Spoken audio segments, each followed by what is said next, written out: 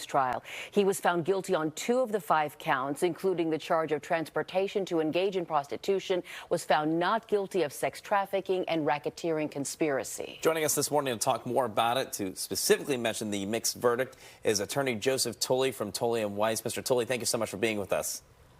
Thank you for having me. I think the big question is, what does jail time look like here? It sounds like these 2 charges that he was convicted of carry a maximum sentence of 10 years.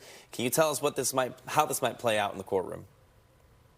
So in looking at the statutes, the maximum I'm seeing is 14 years, 7 per charge. The judge has discretion to run them together, which is called concurrent, or run them consecutively, one after the other. So a maximum would be 14 years.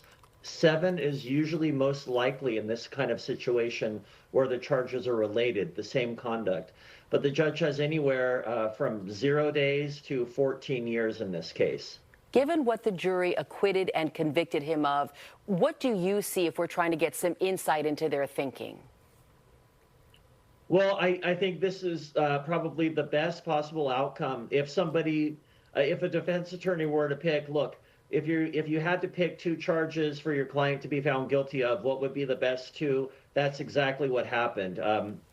Even though there was a conviction, this is an absolute win for the defense in the case. On the 3 charges that he was convicted of, he was facing life in prison. So it was much more serious charges. He was convicted of the less serious charges, again, usually up to about 7 years.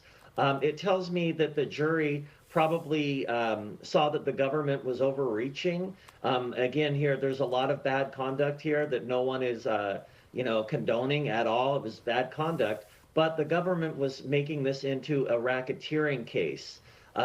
Meaning, going after it like the mob, where it's bad acts of an individual. So it should have been state court crimes. The government was overreaching and saying, well, because this guy did something bad and he owned a business, the whole thing was a racket. And the jury saw through that and said, no, we're not going to go down that road. Here's a live picture just outside the New York courthouse. We often see a crowd gather when we hear these major decisions in court cases involving some very prominent figures. This certainly will be no different. We likely may see some protests. We likely may see supporters of Sean Diddy Combs out there as well. Mr. Tolley, I want to ask you, this decision, this verdict, reading the verdict was delayed by a day because there was a few jurors who said they just couldn't be persuaded on that one racketeering charge. What do you think had to happen in these conversations from last night into this morning that finally gave them a final decision? Juries are very hard to predict.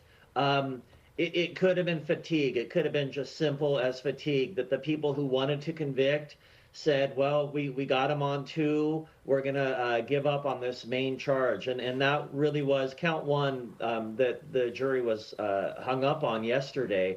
Was the most serious charge out of everything. And the judge told him, go back, keep trying. And the jury went back and they decided to acquit. So again, you don't know what's going to go on in the jury room, but a lot of negotiation. They worked very hard on the case. The judge kept pushing them, and they decided to reach a verdict of not guilty. Sean Diddy Combs did not take the witness stand. His defense really didn't put up much of a case against the prosecutors. And you're saying this is the best possible outcome if he had to be convicted of something. Did the defense handle this the right way? In hindsight, yes. I disagreed with the decision to not do anything at all. Surely there must have been something good about Sean Diddy Combs that the defense could have presented just to say something. But in hindsight, you really can't argue with these results. He was going to be convicted of something. And so by giving them, these 7-year charges and beating all of the life charges, the defense did a phenomenal job here. Again, it's not that anyone is saying that he wasn't guilty of very severe, very serious crimes.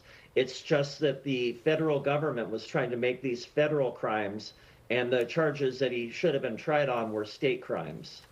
All right, we're going to wrap it up right there, Mr. Tolley. Thank you so much for being with us this morning. Again, following the breaking news, Sean Diddy Combs convicted of 2 out of 5 charges in